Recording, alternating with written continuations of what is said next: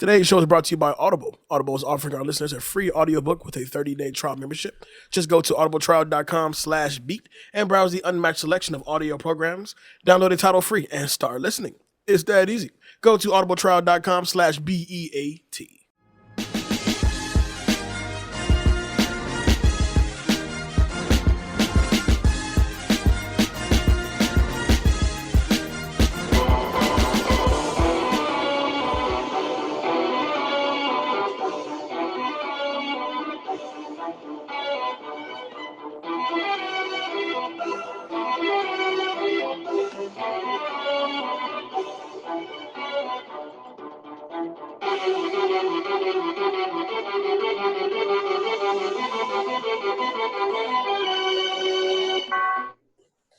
It's something about that bell.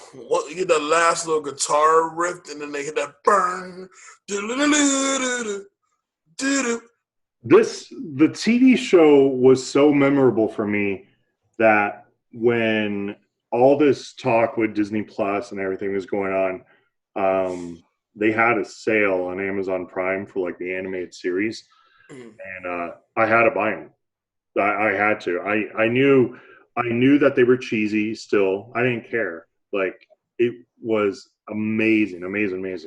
I can tell you, because of Disney Plus, the very first thing I watched when I got Disney Plus was this cartoon and Gargoyles, and everything else kind of fell in behind that, period. It was this, Gargoyles, and then Darkwing Duck. What's going on, good people? How you living? Welcome back to Classics, the cinematic movie podcast that takes you back to the iconic films of 20 years ago, right here on the Big Three, Apple Podcasts, Spotify, and iHeartRadio. I am your guy, Jan Alonzo. With me, of course, is David Danger Neff. How you doing, partner? Oh man, I'm tired. Yeah.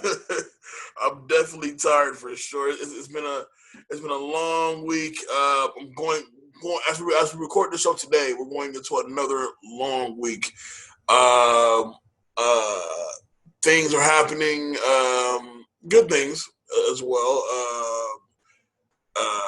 I had family in town over the weekend. I have family coming to town this weekend because those who know us know that my grandmother's 85th birthday this weekend. So I have family coming to town to celebrate that. And that's on a personal tip. But then as far as what we do, I've been holding it down for Beat Network in various of ways. We just had our 20 for 20 from CA to GA, which I battled with California. My cousin, Sarita Sampson, she battled with Georgia, hip-hop and R&B, primarily hip-hop, but had a good time. The numbers on that was fantastic, so shout out to everybody who tuned in to watch that.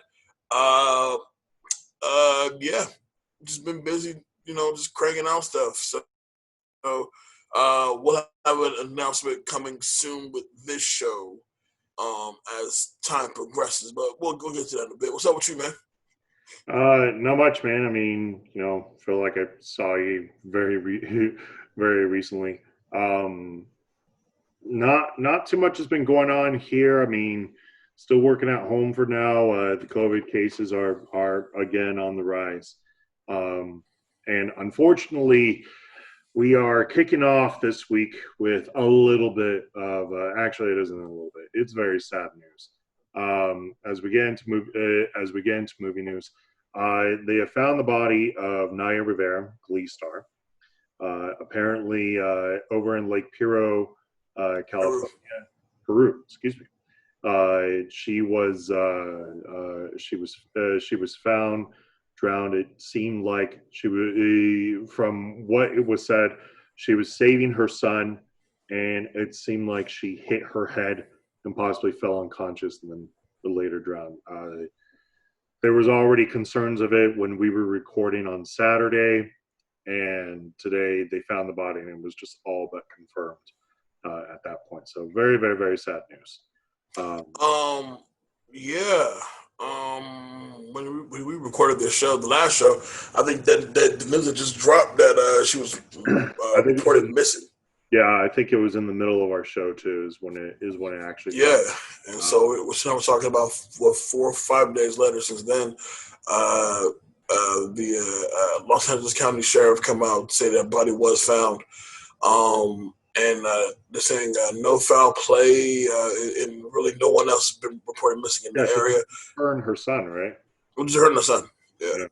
So no other person been reported missing in the area.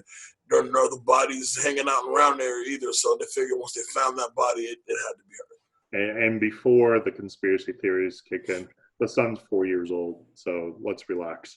Because Yeah. I know where you guys are going to go with it. Yeah, man, but it's like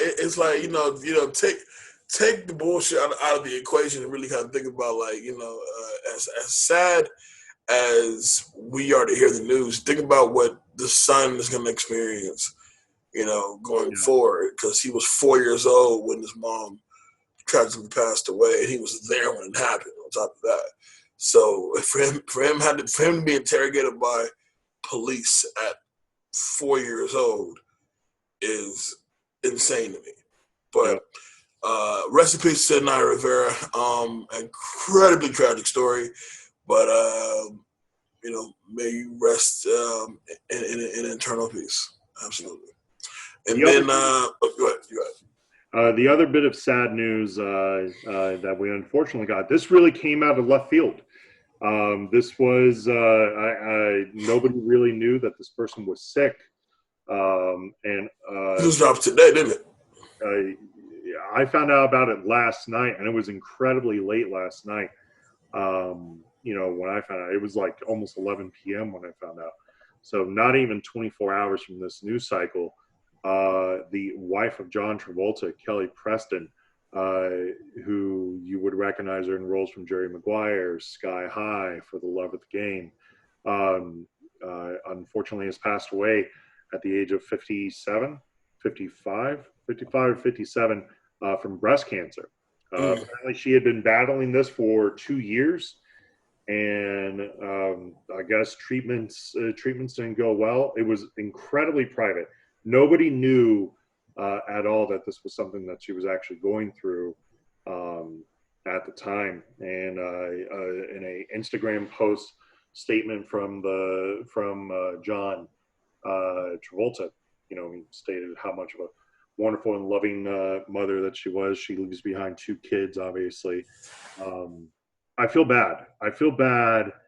I especially feel bad for John Travolta because not that long ago he lost his other son, Jet, to epileptic seizure, and so for this to kind of happen, um, especially for the youngest one. The youngest one is only 9. Um, I know a lot of people. When you hear these celebrity lives, people always like to kind of throw out whatever, specifically with their religion because it's Scientology. But this is a very human moment. Cancer doesn't care. And doesn't care about your race, creed, doesn't care about your religion. So rest in peace to Kelly Preston. I'm glad your suffering is over. Yeah, well said. I definitely second that as well. And then, of course, condolences to the Travolta family as well. I'm sure they're going through it, and keep your head up, really. Yeah, it's Well, definitely rough. But we're gonna switch this up. We're gonna switch this up to the basically the movie we were covering, right?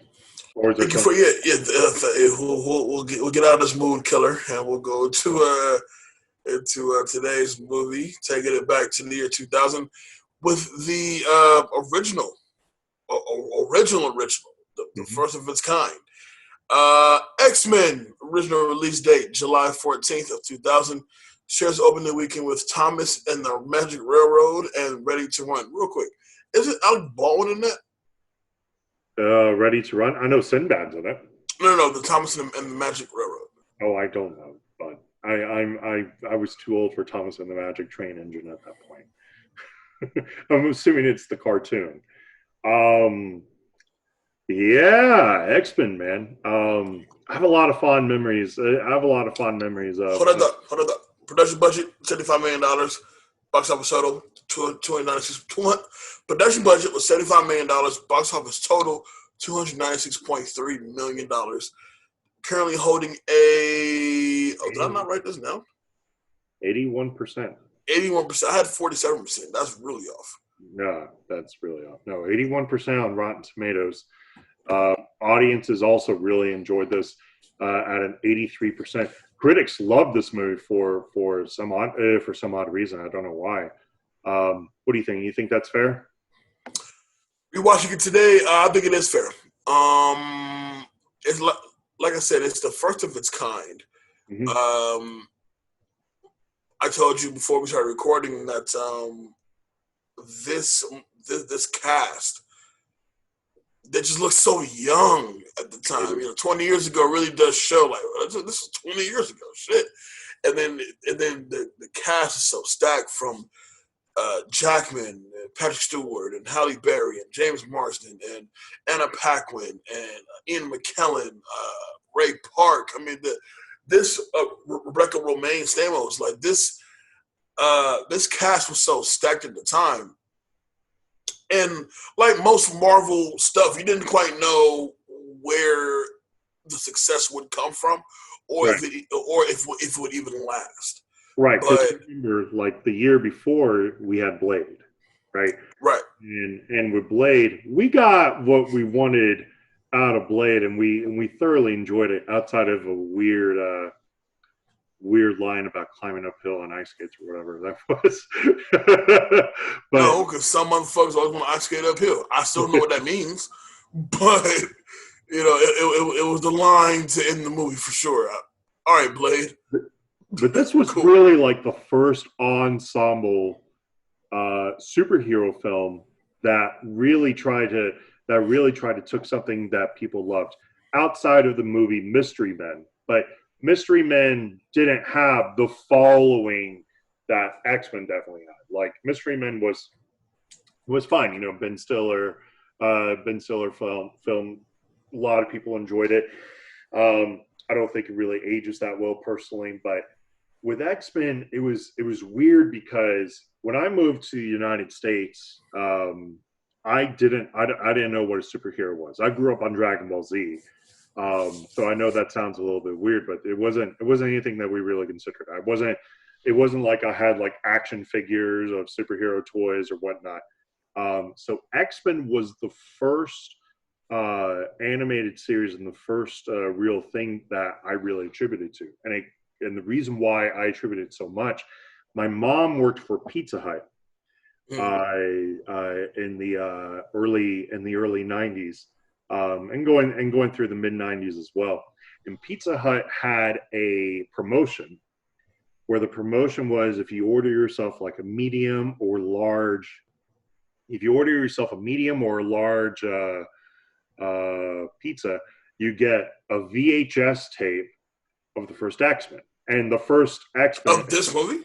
Not of this movie, of the cartoon. Of the first episode of the animated series. Okay. Wow. So, for me, it was kind of a big deal because it was like, oh man, this is like something that I can watch. Like, this is made for me specifically. So, like, it came with like the first episode, which was Night of the Sentinels, and it came with the second episode as well. It was like a little collection series. There were 3 VHS tapes overall, and I remember like watching them and really watching those for a long time. It's funny because I actually gave up.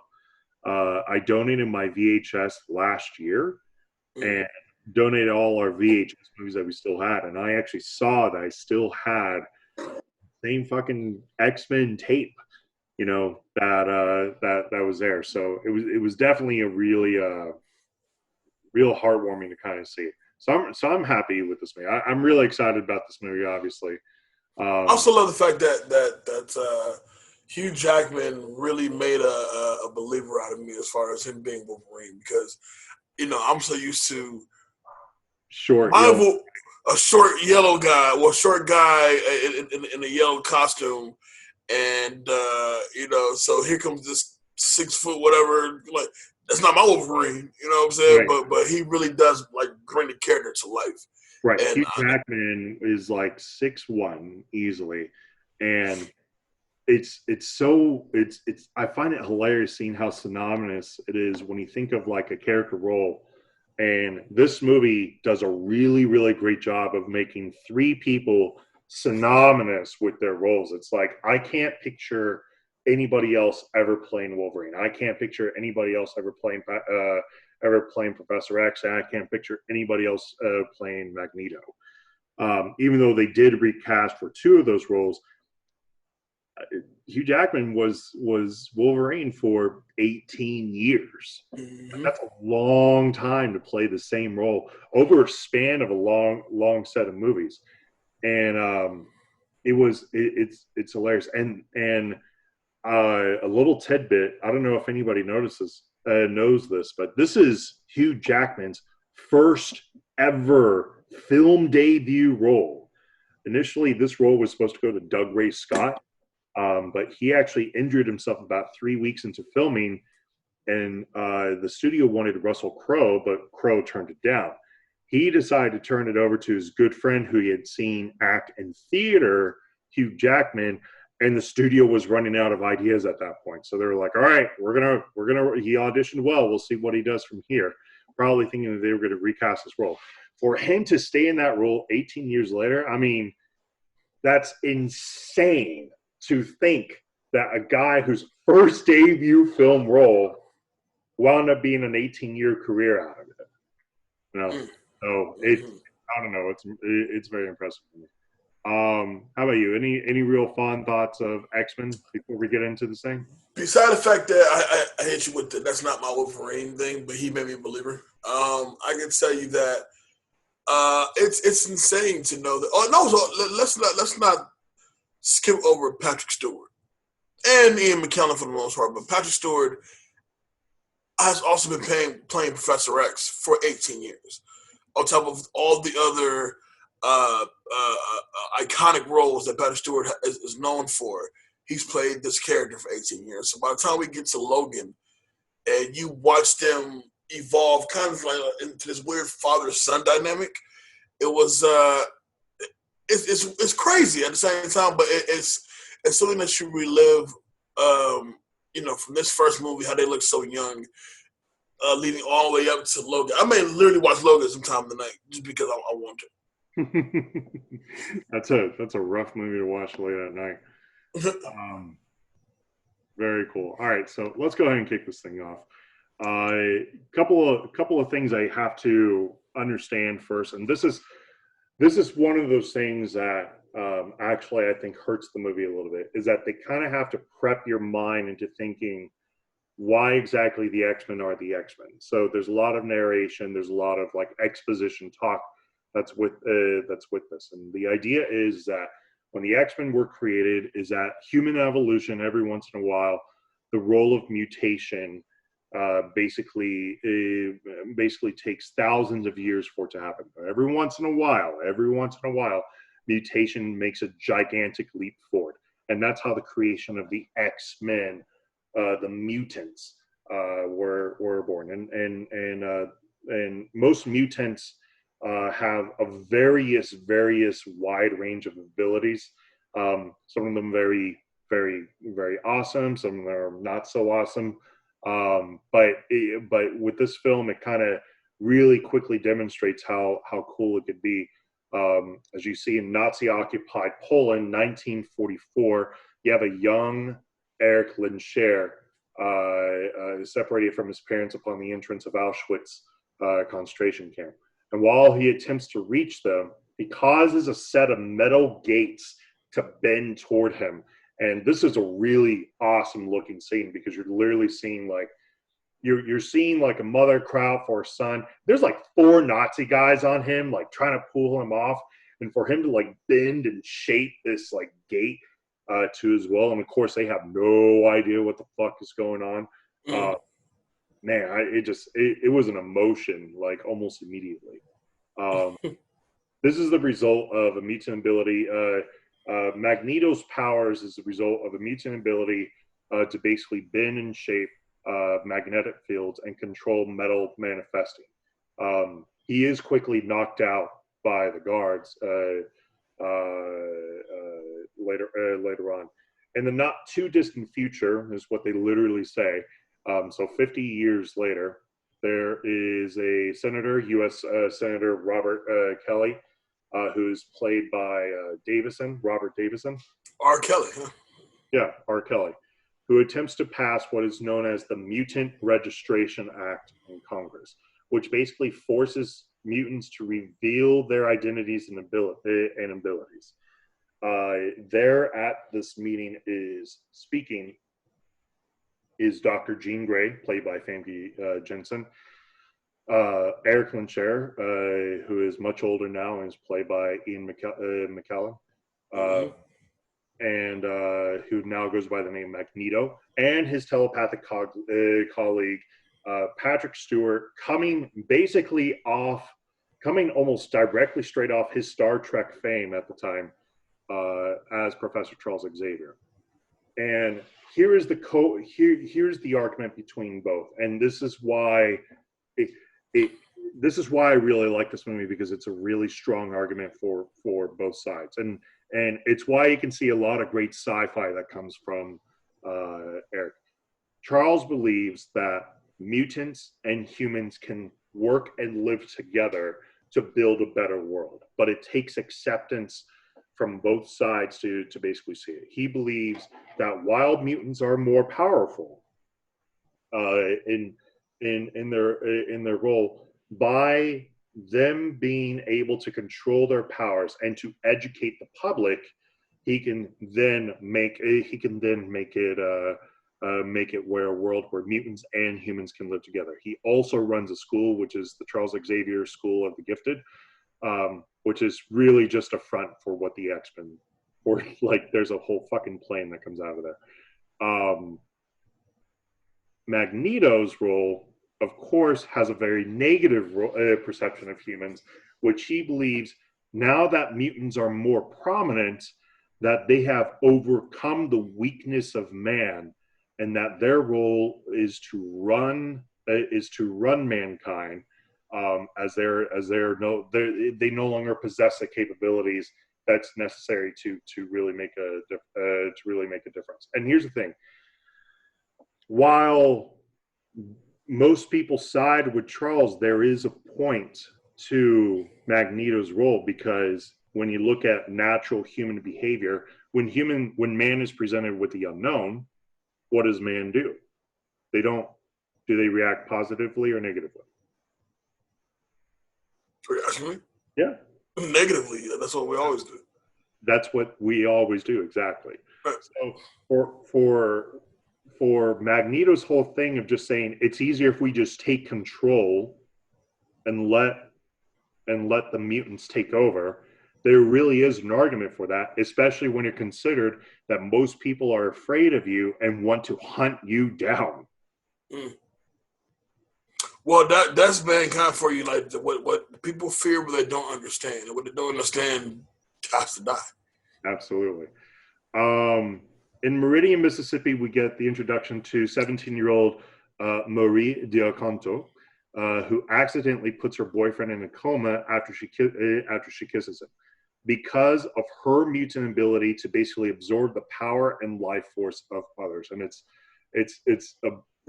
kind of hilarious because now with all this talk of the X-Men going into the MCU, there's literally a comic between, because a lot of people like Captain Marvel, but a lot of people don't like Captain Marvel.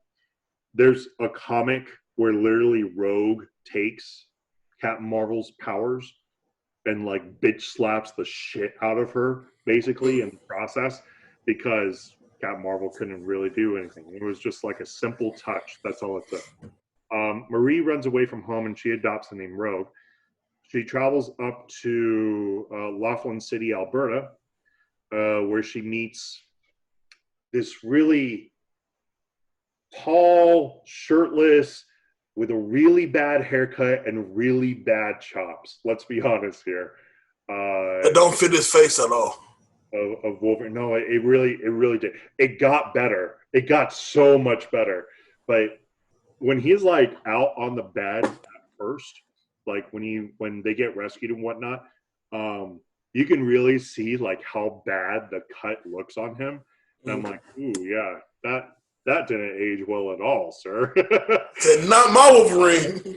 But this is kind of awesome also because you get this introduction to Logan, and of course, what's Logan into? He's into fighting, doesn't remember anything, of course.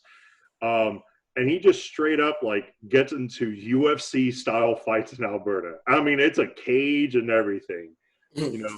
And the first thing that happens is like this guy looks like he has the upper hand on him, and then Logan punches his hand. Logan's entire body is made up of adamantium, which is supposedly an indestructible metal, and just whoops the shit out of this guy in the process, actually nearly knocking him unconscious, and wins his money for the night. Later on, a bar fight then ensues where you get to see the metal claws protrude out of Logan. And here's why. And Logan is known for one other thing. It's his incredible, almost indestructible healing power. I mean, the dude can literally survive just about anything. What's great about this, though, is they purposely make sure that they hit one of the points in the comics, which is in the comic they talked about how does it hurt when Wolverine draws his claws? And the answer is yes. Each and every single time it actually hurts, because you could start to see a little bit of the bruising that happens afterwards. So of course, then the body heals itself, so you can really see it. So to kind of see like this whole thing where like the claws are coming out and then get to like that guy's throat. Oh man, that was like that's I ain't gonna lie. Like that's what you look for. As they kind of leave to kind of go to wherever they're going, and they give their proper introductions to each other. They get into an accident. They're attacked on the road by Sabretooth, who's played by Tyler Mann. And when I look at Sabretooth now, he very much could be my Deadpool. Yeah. It's either going to be that or Toad, but at least Toad had a couple cool scenes. Sabretooth, though, like it's the eyebrows. It's the eyebrows that get me because he has these like really bushy eyebrows that curve out, and I don't know why it freaks me out when I look at them. Like it's so unrealistic to think about. Bro, if you see this guy in a grocery store, you're probably thinking, yo, that dude needs a lot of work done to even start to look normal. And yo, he's been in quarantine. You can tell. He's been in quarantine. And they proceed with this like little fight between Sabretooth and Wolverine, where it looks like Sabretooth actually gets the upper hand. Of course, both two of Xavier's teachers, Cyclops, who's played by James Marsden, and Storm, who's played by Halle Berry, who never really lives up to the Storm role in my eyes. She has moments, but you know what I mean? Like it's never like, man, she just nails it. Like she doesn't take. I think she just happy to be there.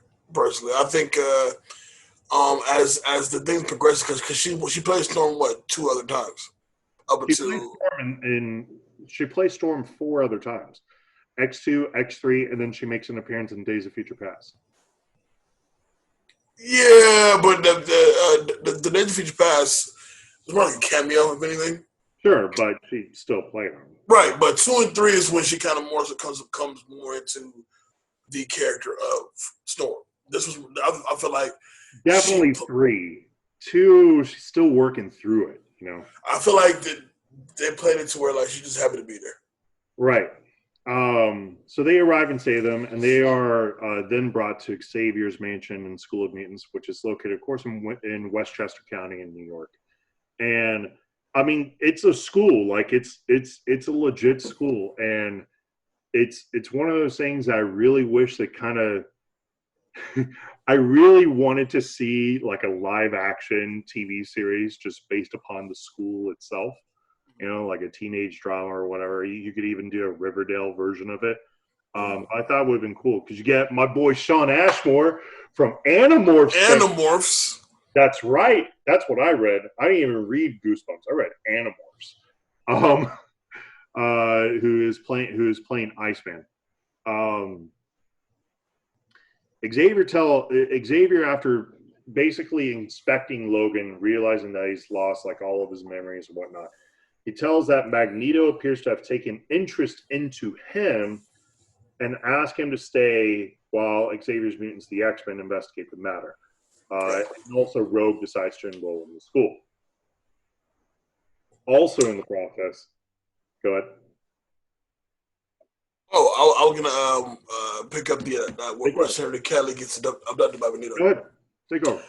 So R. Kelly gets abducted by Magneto, and now he's the guy that when he has this hate for mutants because once again you fear what you don't know. You fear what you don't understand, and right. so Magneto is. Magneto to him is scum, and him to Magneto is you don't deserve this life. So Magneto kidnaps him, along with Toad and Mystique. Thanks to Mystique, who if you don't see, it's gonna be my That Chick Award. To be honest, she's a badass. If you don't see the weirdness in your own guy, who kind of just looking at you. He's not saying too much of anything. He's just kind of just looking at you. But, he's feeling himself, and he's saying, if it were up to me, I'd lock them all away. This world wouldn't function unless people like me, and yada, yada, yada. So he gets kidnapped and ultimately wakes up in this little hideout that Magneto has. Right. And the uncharted island of Genosha. Genosha, yeah. And so Magneto uses Kelly as a test subject for this machine that's powered by his magnetic abilities, and that generates a field of radiation, which includes mutations in normal humans. And then Kelly later escapes. Now, the crazy thing about this was, the one thing I don't care for is that after the whole thing happens, Kelly's in this cell, and he's like, realizing he's not the same, sticks his head through the bars. It is the most cartoon CGI I've ever seen in my fucking life. Sure. Like you might as well have like his eyeballs bouncing like oogly eyes and shit as he's like kind of sticking his head through the cell. But Magneto and Sabretooth show up, and he's basically on the other side of the cell now. And also, I love the fact that like bending metal and ripping away metal is so like it's nothing to Magneto. Like he just, And so you have Kelly dangling from his cell, which appeared to be high as fuck from the ocean, and Sabretooth is trying to grab him, slips out and he falls. Which the crazy thing is, it cuts to that next scene. And the next scene is you have Kelly coming out of the beach, looking like this monster, and the way people view him, they view him as such. So it was you look at it like, you know what? So this is what it feels like when the shoe is on the other foot. Right. You know what I'm saying? Right before we get to that scene, Rogue finally kind of gets to use the powers a little bit, which is kind of awesome, to be honest, because Rogue visits Wolverine during the night while he is having a nightmare. Wolverine is going through flashbacks of the incredibly painful implementation of the adamantium skeleton into him. And startled, he accidentally wakes up and straight up just stabs Rogue. Doesn't even recognize. For her to save herself, she's able to absorb his healing power to recover. In the process, it knocks Wolverine out cold for a while, like a good amount of time. But this is, of course, observed by fellow students who arrive to help. She's later convinced by Mystique, who disguises herself as Iceman, Bobby Drake, my boy Sean Ashmore, that Xavier's angry with her and she should leave the school. In the process, Xavier uses his mutant locating machine, which there's more that this thing can do, obviously, but Cerebro to find Rogue, who is at a train station, and the X-Men go to retrieve her. Meanwhile, Mystique enters Cerebro and sabotages it in the process. And having left ahead, and it's kind of unique because you see, Logan's kind of having this whole thing against Cyclops, because Cyclops is basically a Boy Scout. That's who he is. He's a Boy Scout. His powers are one of the things that, if there's one thing I wish this movie would have done more, this movie is good, but this movie doesn't take risk. Like it doesn't take that leap of faith of like, wow, that was like incredible. It doesn't really even take that risk until the end of X-Men 2, which is why, like, when X-Men 3 came out, in my eyes, I'm going to be honest, like, I know how bad X-Men 3 is. It's bad writing all over. It's also the most fun of all the X-Men movies because it decides to just go, I don't know if I'm ever going to make another one of these. I'm going to throw everything in there. And it winds up actually being decent in terms of what the action winds up being. But in this movie, like, they show a little bit, but it's all teasers is what they always do. That's the one complaint I really have about this. For example, in the train station scene, you see Magneto as first of all, so Logan, of course, has a thing for Jean Grey, right? Mm-hmm. And Jean has always kind of flirted with that idea, but is loyal to Scott in that end.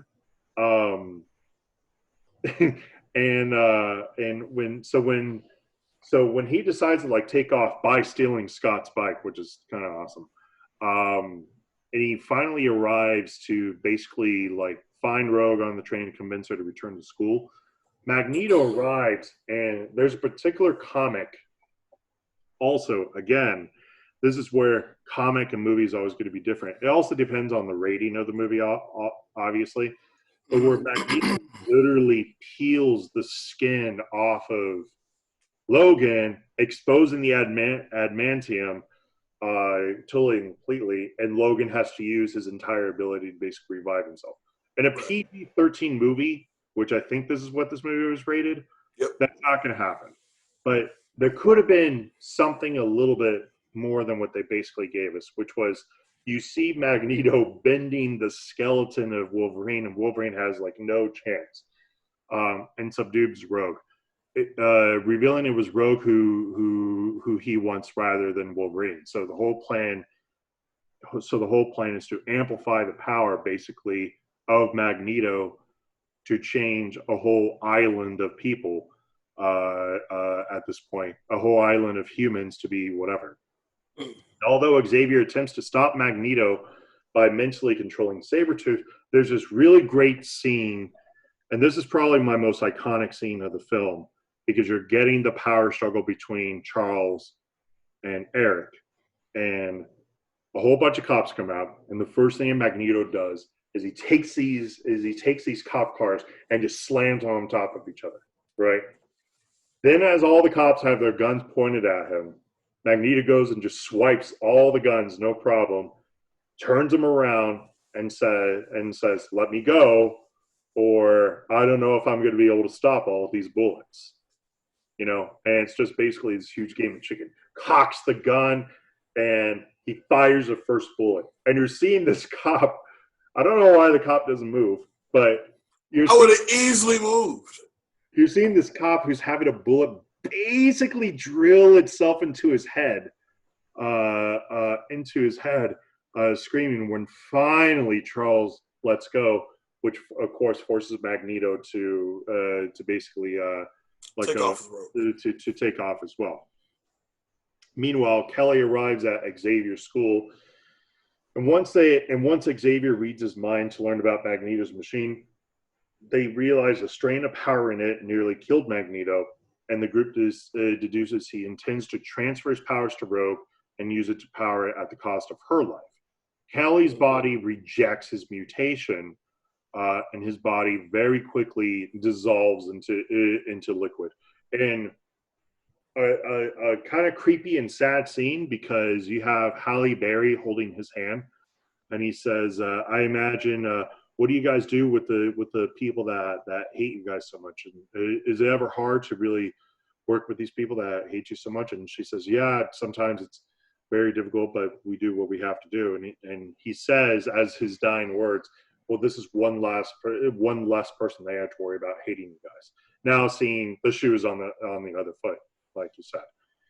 This all culminates into this huge fight that happens on Ellis Island, where at first they all have to fight the counterparts that they're all facing. Wolverine winds up fighting Mystique. Cyclops and Jean Grey both fight Toad at first, and then Toad fights Storm. And what is going to be my cut that out, or at least, God, please change this line. Toad, who kind of takes over, is finally like overpowered by Storm, and Storm says, "You know what happens to a Toad? You know what happens to when struck by lightning? The same thing that happens to everything else." And it's all like, you had a badass moment line you could have said there. You could have gone any way. Sabotage. It was bad. It was really bad, actually. Of course, Magneto captures them all, but in their attempt to escape, Logan is able to get himself up to the Statue of Liberty as the bubble of this machine basically expands out. Wolverine confronts and distracts Magneto, where Cyclops basically gets a way to blast him, and it allows Wolverine to destroy the machine. By the way, Cyclops blasts Magneto, obviously.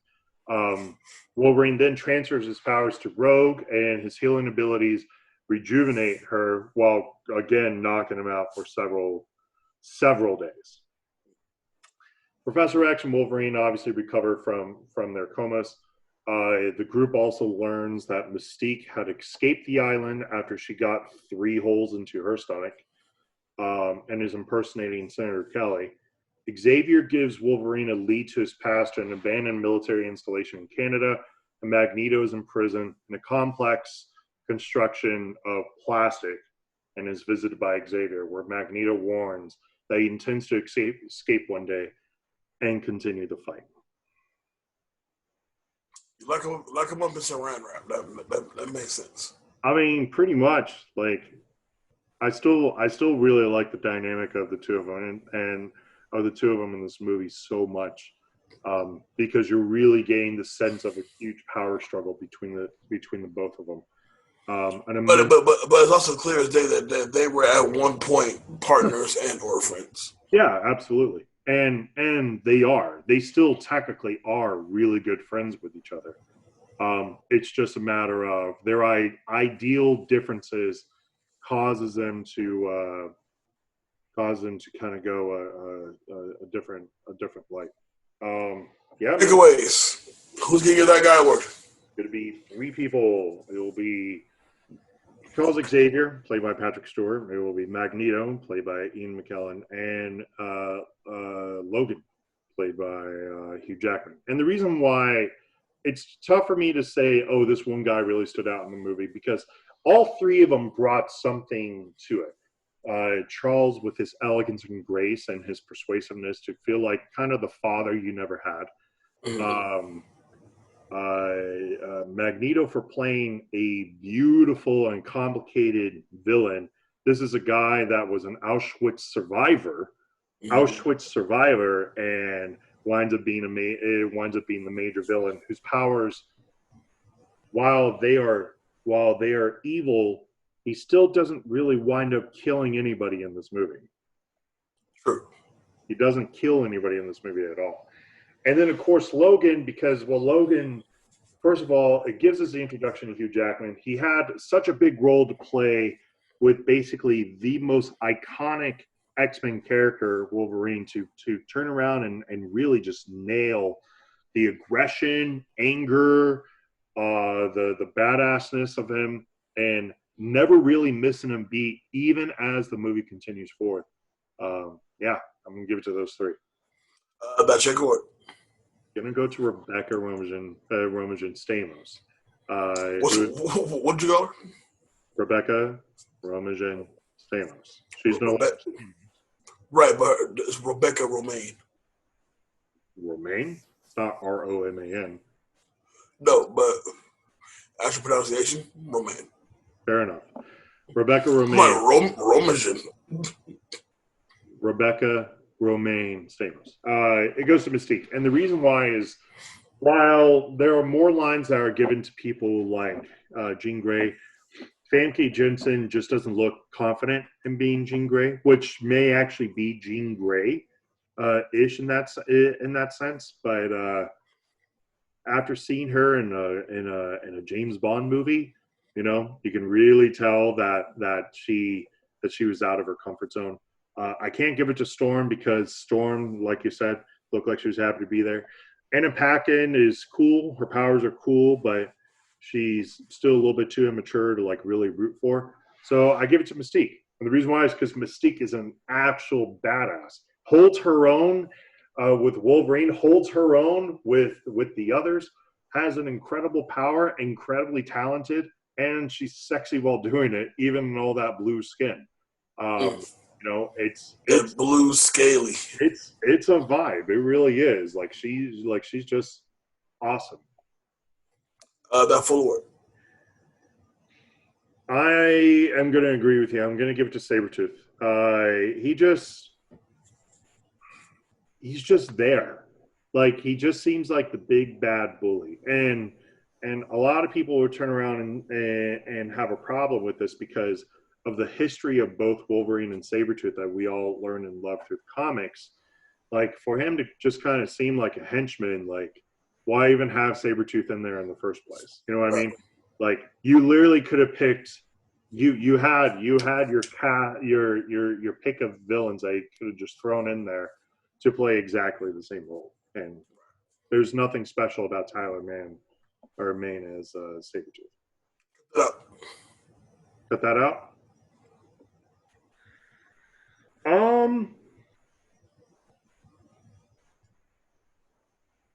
Nothing. I actually think the movie is an hour and 40 minutes, and while you would want it to kind of be sped up into a little bit more action, it's a perfectly serviceable origin movie. Perfectly serviceable. The second one is definitely better. The second one really is kind of showing itself off a little bit. And the third one is the most action-packed of the two of them, while there were some things that we all agree should have been done a lot better. I still don't think the third one is nearly as bad as what we've seen with some of the other products, especially when you get to X-Men Origin Wolverine. That was god-awful compared to Last Stand. Does it hold up? It's mildly dated. It is starting to show its age. 5 years, you're going to think that the movie is dated. I'm going to say that plain and simple. In 5 years, it will look dated. But if you're a fan of the time period and of the time, you're going to find stuff that you're going to like, basically. And finally, iconic scene. The train scene. The actual struggle between Charles and Magneto during that scene, where it's almost, again, like that chessboard piece that they had playing against each other at the end, where you're really seeing this is the awesome power that could be Charles, this is the awesome power that could be Magneto, and the cat and mouse game that they kind of do with each other. It's solid. Who's getting your That Guy award? That Guy award, I'm gonna go ahead and give it to Wolverine. because once again, even at first glance, when you see Hugh Jackman with like the weird hair and then the shitty cut beard, like but eventually you do fall in love with him playing that character because what he brings to that character. And then, of course, if you know the history of the movies, what he will eventually become while playing that character. So, for me, Wolverine, definitely. That chick award. That chick award. I'm gonna agree with you, and I'm gonna give it to Mystique. She looks good in that blue, man. The yellow eyes kind of freak you out, but sure. She looks good. She looks good in that blue, though, dude. I will definitely agree with you on that one for sure. Also, when you're watching her as Mystique, then you kind of think about the future when you have Jennifer Lawrence, her playing Mystique. Though she was a pretty solid Mystique, you kind of miss Rebecca, man, because at least she gave her all. And she really did. Like she gave her all. She really kind of took on the character and made it her own thing. So for that, I appreciate it for sure. That full award. That full award is going to go to Sabretooth. Sabretooth is wasted here. Like, he has nothing to do here whatsoever. He doesn't really feel like Sabretooth. He feels like a dude with bushy eyebrows. Yeah. I don't understand it. Cut that out. It's wild because I really have nothing cut out either. Because I remember when I saw this movie when I was younger, I'm like, yo, this movie's fucking long. It's not long at all. I think it barely cracks 2 hours. So I think it barely exceeds an hour and a half, actually. But because there's so much explanation and not enough action, it feels like it's longer than what it actually is. Right. So yeah, I have nothing cut out. Maybe adding more action to it would probably do a little bit justice. If there was a way to show the action with the story, then maybe that shows a little bit different. Like, imagine that first narration, right? Mm-hmm. Where he's kind of explaining everything, and you kind of see a little bit of the power struggle that happens initially. Yeah, okay. Right. That kind of feels good. But there's a lot of exposition in this movie, unfortunately, and it's slow down really.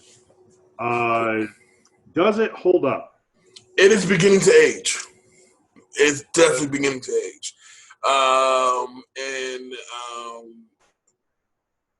and really it begins to age because of the dialogue used and the actors, obviously.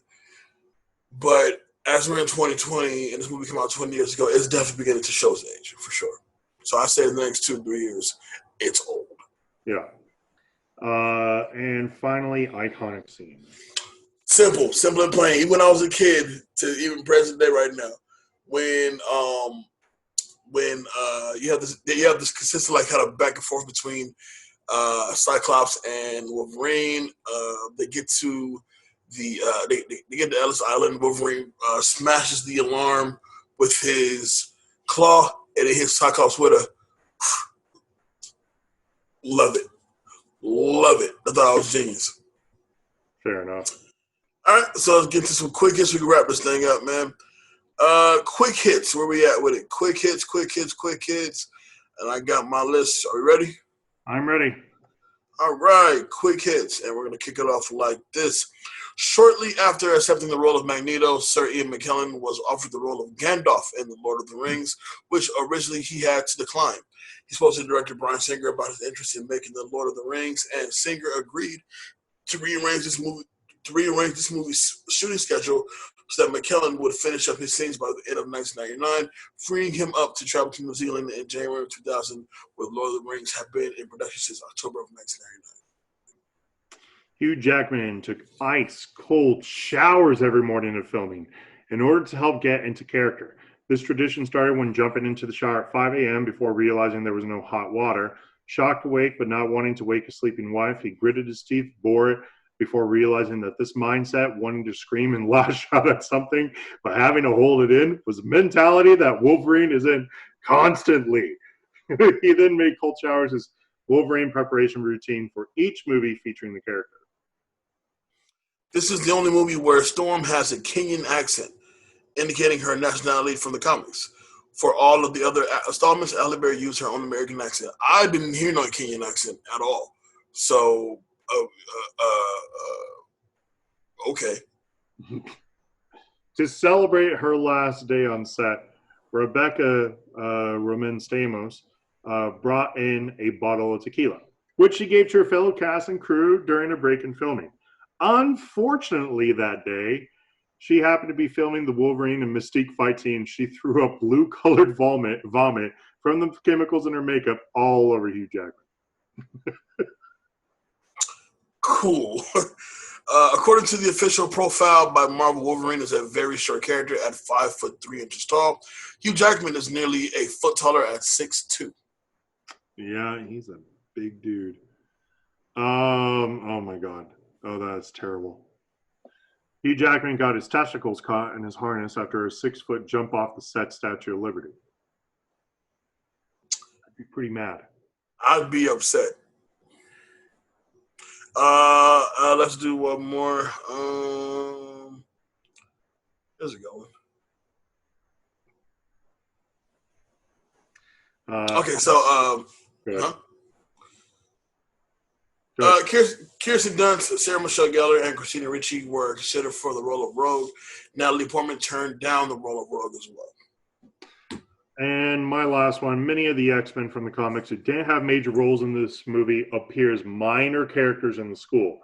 Among them are Jubilee, who is the Asian American girl wearing a yellow jacket, hoop earrings with sunglasses above her forehead, Shadowcat, also known as Kitty Pryde, Colossus, Iceman, aka Bobby Drake, and Pyro. Kitty, Iceman, and Pyro have major roles in the sequels, although Kitty and Pyro both change actors for the later films. Hey, and that, ladies and gentlemen, is X-Men. Amazing reading by myself and Dave. We'll be back once again next week with a whole another special. Oh, actually, next week is going to be a super throwback, actually, with this very special guest. We got a special guest on this week and next week. Yes. So we are looking forward to that. With that being said, Danger Neff, where can they find you? Instagram, Facebook, and Twitter at David Danger Neff. I'm the co-host here at Back to the Classics. Thank you so much for everybody who's been posting into the group chat. That's been a lot of fun. We'll be revamping up, of course, our social media as we kind of get back to the schedules at hand. I'm personally working at home, at least for this week, and then getting prepared for this weekend. And then I'll be in the office next week, and then I don't know. We're all over the place. But yeah, this weekend's my birthday, so getting ready. Hey, Danger Neff's B-Day. You know we gotta do something. Yeah, we'll figure something out. Yeah, my guy Jay Lonzo, where can they find you?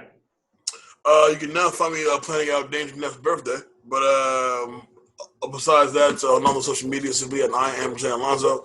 That's Facebook, Instagram, Snapchat, and Twitter. Of course, follow the show at BTTC Podcast on Instagram. And of course, like Dave said, go ahead and jump on to the Movie Talk page on Facebook. Back to Classics, a Movie Talk page. And of course, what else? We got 20 for 20 going on right now. We have the return of Turn My Mic Up on July 21st. Yeah. And of course, we're always rocking on the show as well. I will be taking a hiatus in a bit, but we'll announce that later on when it's the proper time to do so. But besides that, we love you guys as well. We'll be back next week with a whole other show. And this is Back to the Classics, damn it. And we will see you next week. And I am Jay Alonzo. With me, of course, is Danger Neff. See y'all next week. Peace. Peace.